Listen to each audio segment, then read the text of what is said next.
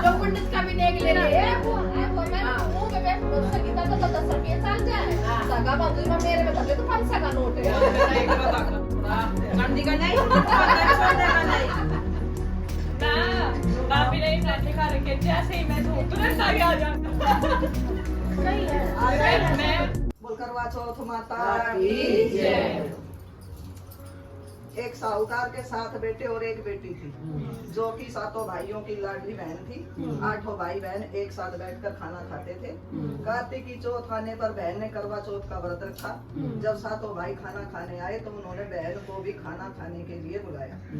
तो माँ बोली आज इसका करवा चौथ का व्रत है, जब चांद निकलेगा तब यह अर्घ देकर ही खाना खाएगी। तब भाइयों ने जंगल में आग जलाकर छल्ली में से चांद दिखा दिया। बहन भाभियों से बोली चलो अर्घ दे लो, चांद निकल आया। भाभियाँ बोली ये तेरा चांद निकला है, हमारा चांद तो रात को निकलेगा। बहन चांद को अर्घ देकर भाइयों के साथ खाना खाने बैठ गई। पहला टुकड़ा तोड़ा तो बाल निकला, दूसरा टुकड़ा तोड़ा तो छींक मारी, तीसरा टुकड़ा तोड़ा तो राजा के घर से बुलावा आया कि राजा का लड़का बीमार है, जल्दी भेजो। माँ ने लड़की के पहनने के कपड़े निकाले तो 3 बार बक्सा खोला, तीनों बार सफेद कपड़े निकले।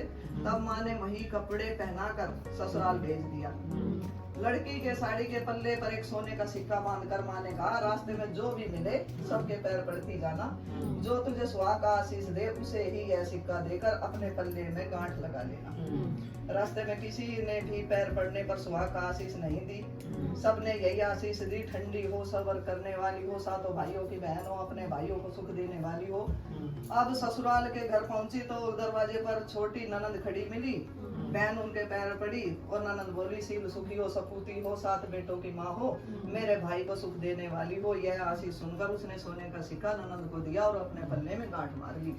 अंदर गई तो सासू ने कहा ऊपर कोठरी है, वहां जाकर बैठ जा। जब वह ऊपर गई तो उसने देखा कि उसका पति मर चुका है। तब वह उसे लेकर उसी कोठरी में पड़ी रही और उसकी सेवा करती रही। उसकी सास दासियों के साथ बची कुची रोटी भेज देती। इस प्रकार उसे अपने पति की सेवा करते करते 1 साल हो गया। करवा चौथ का व्रत आया, सारी पड़ोसियों ने नहा धोकर करवा चौथ का व्रत रख, सबने सिर धोकर हाथों में मेहंदी लगाई, चूड़ियां पहनी।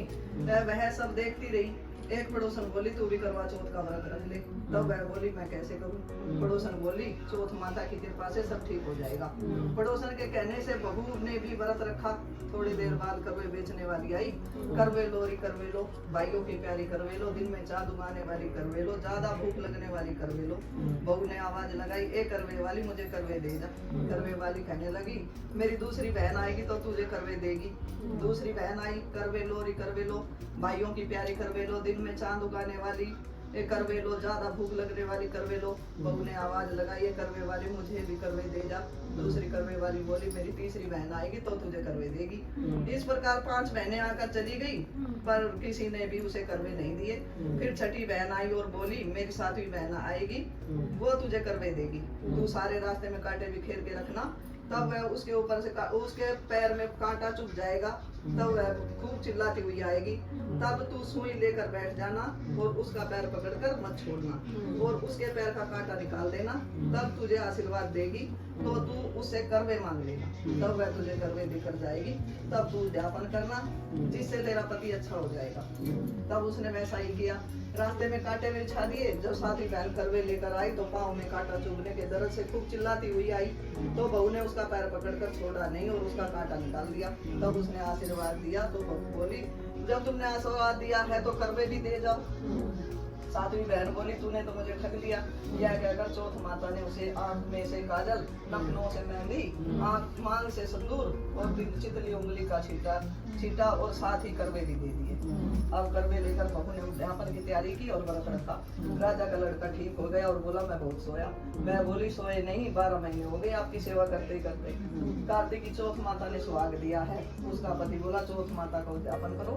अब उसने चौथ माता की कहानी सुनी, उद्यापन कर खूब सारा चूरमा बनाया और जीम करवे दोनों चौपड़ खेलने लग गए। इतने में उसकी बांधी तेल की बनी हुई पूरी सब्जी लेकर आ गई। दोनों को खेलते देखकर सासू से जाकर बोली महलों में खूब रौनक है, तुम्हारे बहू बेटा चौपर सार खेल रहे हैं। इतना सुनकर सासू देखने आई। दोनों को देखकर वह बहुत खुश हो गई। बहू ने सास के पैर दबाए और सासू बोली, बहू सच सच बता तूने क्या किया। उसने सारा हाल अपनी सासू को बताया तो राजा ने सारे शहर में ढिंडोरा पिटवा दिया कि अपने पति के जीवन के लिए सब बहनें करवा चौथ का व्रत रखें। पहले करवा चौथ को अपने पियर में जाकर व्रत करें। हे चौथ माता, जैसे राजा के लड़के का जीवन दान दिया वैसा सभी को देना, मेरे पति को भी देना, कहते सुनते सब परिवार की स्त्रियों का सुहाग देना। इसके बाद हम विनायक जी की कहानी भी सुन लेते हैं। विनायक जी महाराज की जय। एक गांव में 2 माँ बेटी थी। बेटी माँ से बोली, गांव के सब लोग गणेश मेला देखने जा रहे हैं, मैं भी मेले में जाऊंगी। माँ बोली, वहाँ बहुत भीड़ होगी, कहीं गिर पड़ गई तो चोट लगेगी। बेटी ने माँ की बात नहीं मानी तो माँ ने बेटी को 2 लड्डू और घंटी में पानी देकर कहा, एक लड्डू तो गणेश को खिलाकर पानी पिला देना, दूसरा लड्डू तुम खाकर बचा हुआ पानी पी लेना। बेटी मेले में चली गई। मेला समाप्त होने पर सभी गांववासी वापस आ गए, परंतु उसकी बेटी नहीं आई। वह गणेश जी के पास बैठी रही। एक लड्डू पानी गणेश जी तुम, एक लड्डू पानी मुझे। इस तरह कहते हुए पूरी रात बीत गई। गणेश जी ने सोचा, यदि आज मैं लड्डू खाकर पानी नहीं पीऊंगा तो यह अपने घर नहीं जाएगी। इसलिए गणेश जी ने लड़के का रूप बनाकर आए, बेटी से लड्डू लेकर खाया और पानी पिया और कहा, कुछ मांगो। लड़की ने मन में सोचा, क्या मांगू? अन्न मांगू, धन मांगू, महल मांगू, सुहाग मांगू, खेत मांगू, बैल मांगू, बस इतना ही मांग लेती हूँ।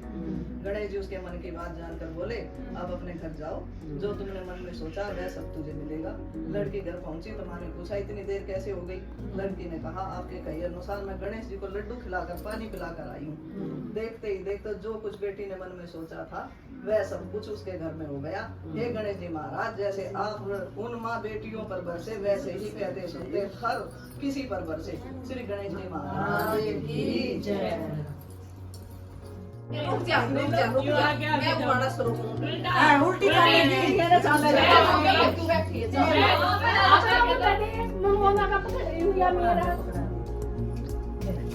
आप अपना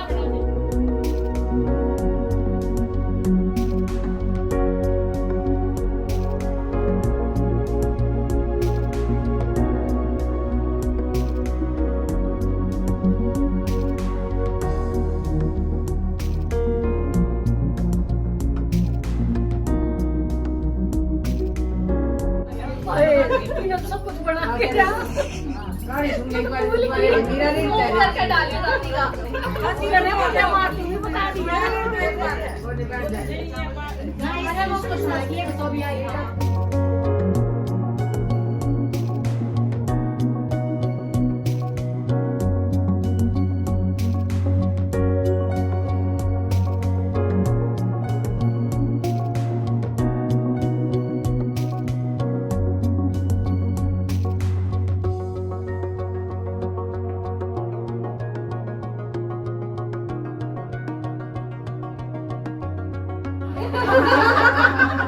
मैंने कुछ कमाई का तो मुझे